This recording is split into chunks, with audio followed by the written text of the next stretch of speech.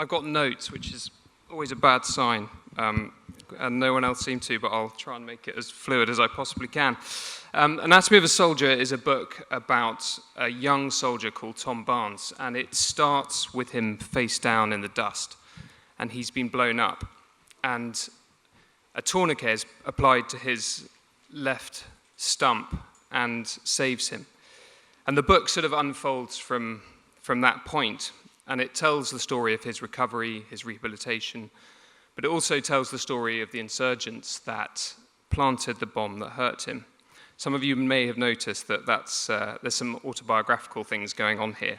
And when I started to write, there was always that saying that you should always write about what you know, but I really didn't want to. Every time I started to write about my experiences, and I wrote down I was in the Helmand Valley, there was something in me that just slightly jarred, and I always thought of my grandmother talking about her father and the fact that he never spoke about his experiences in the First and Second World War in some way that would be weak or un-British. And I suppose there's that bit of stiff upper lip that I have. And it's also quite odd now talking about a book that you wrote 2 years ago. Thank you, sorry.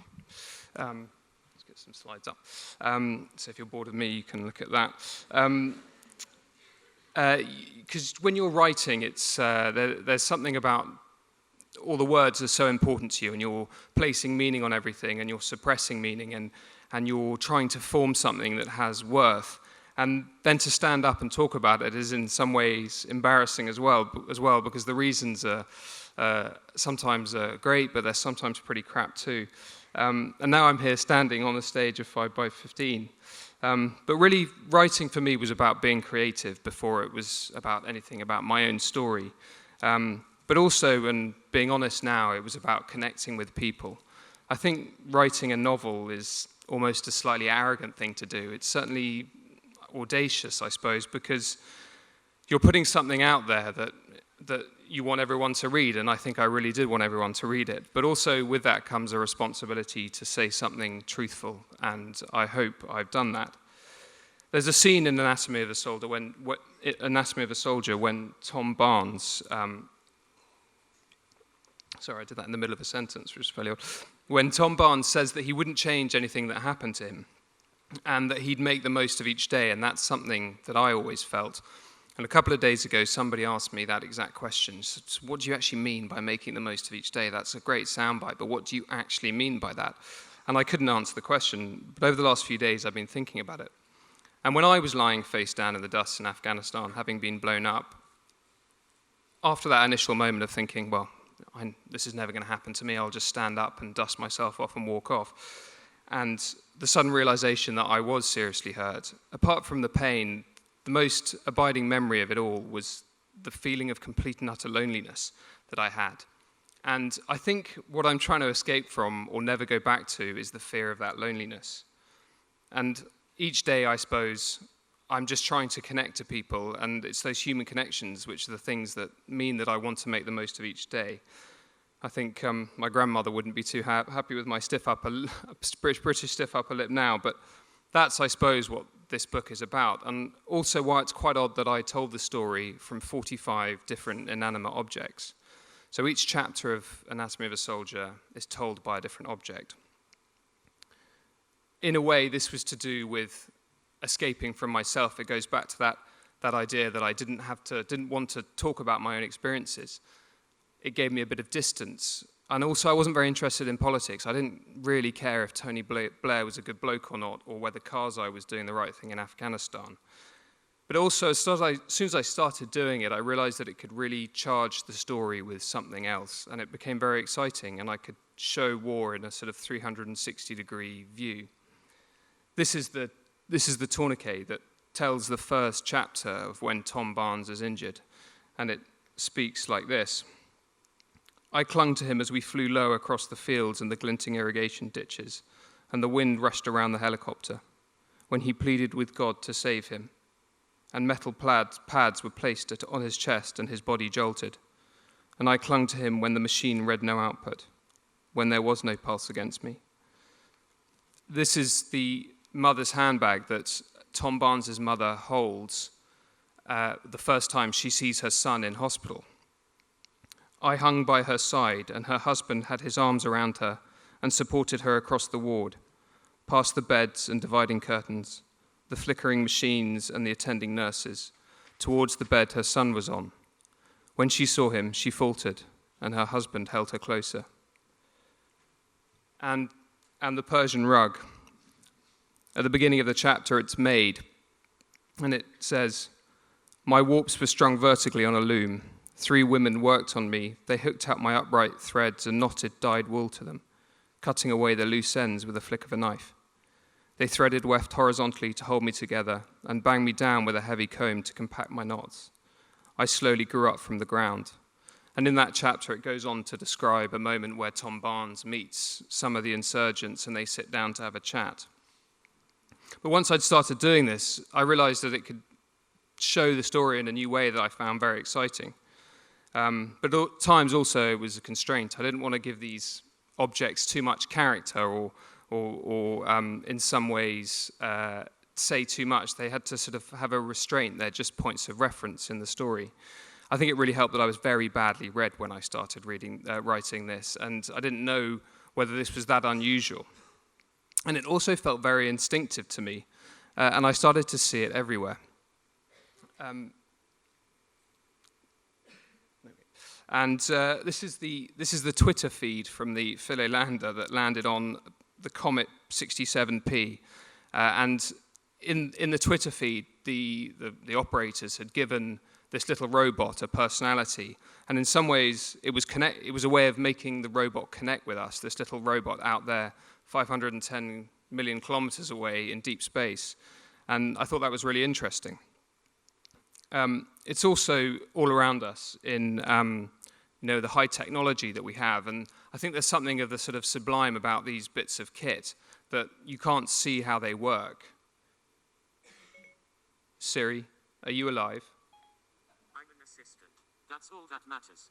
That didn't work as well as I thought it might, but sometimes he talks about being in the cloud and being his existential existence. You probably don't want to work with children, animals, or artificial intelligence if you're on stage. And then also I saw it in advertising.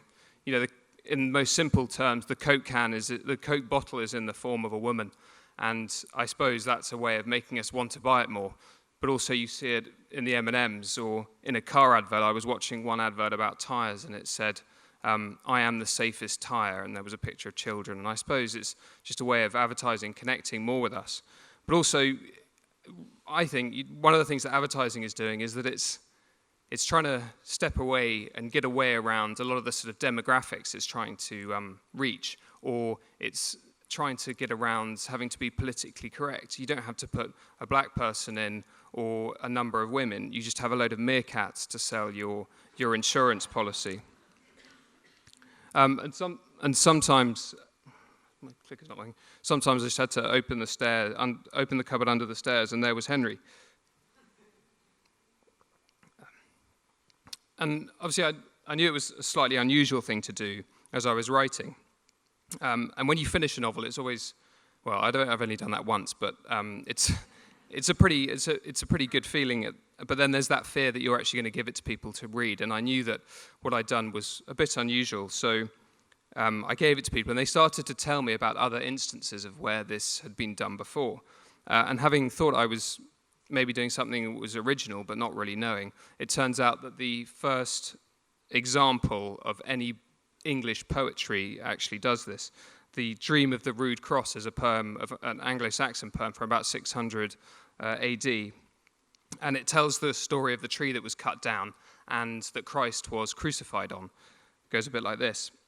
Upright I had to stand, a rood I was raised up, and I held high the noble King, the Lord of heaven above.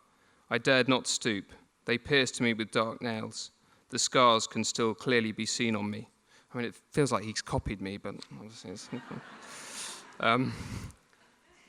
This is an illustration from the pretty well titled Autobiographies of a Lump of Coal, a Grain of Salt, a Drop of Water, a Bit of Old Iron, a Piece of Flint, which is from a Victorian novel, And there was a bit of a craze of this in Victorian times, and they were called it narratives or object narratives. Is my time up, or did that not go? Sorry. And these object narratives often told about transactions in society, and there's one that's called The Passages of the History of a Shilling, and it shows the shilling going around society between the rich and poor. In this one, the children are sitting around the coal, around the fire, and one of the children goes and picks up the poker. She took up the poker and was just going to knock the lump on the head when a deep voice exclaimed, "Dear young lady, pray do not touch me yet. Let me lie on these cinders till I get thoroughly warm."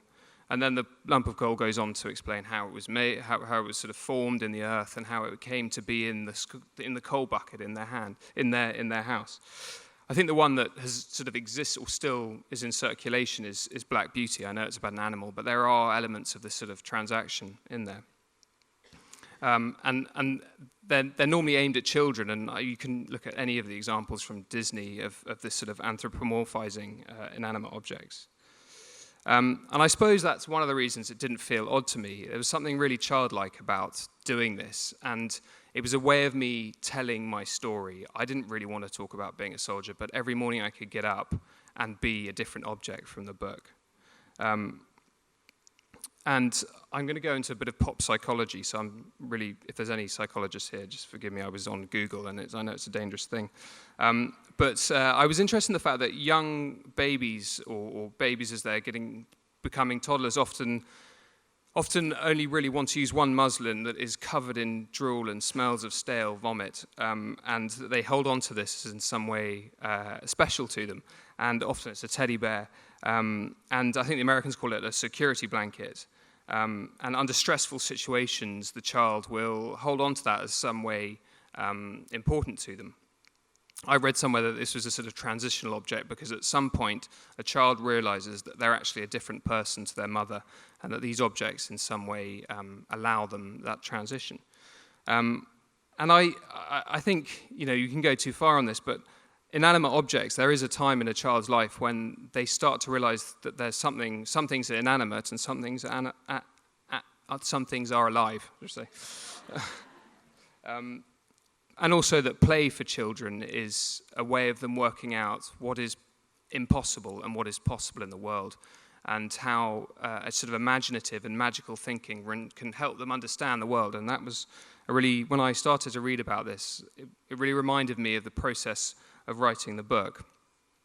The 39th object, there are 45 chapters in the book, the 39th object in Anatomy of a Soldier tells the moment of when Tom Barnes goes on patrol for the final time, and it's his body armor. And I remember every time I put my body armor on in Iraq and Afghanistan, I'd slide it over my head and I'd smell the stale sweat and all the sort of sweat that I'd layered into it over 2 months.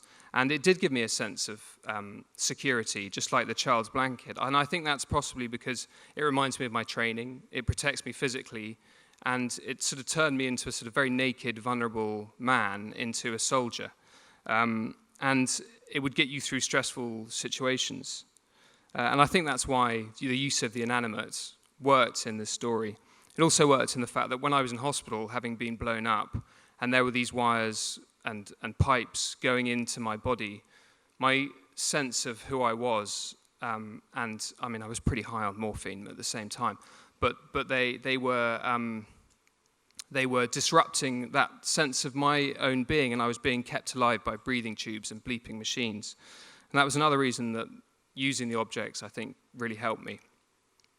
One of the final objects of the book is the helmet, and I think what the objects really did for me was just give a different perspective with which to look at the world, to look at conflict. They were a new window. I was there as he ran along the wall.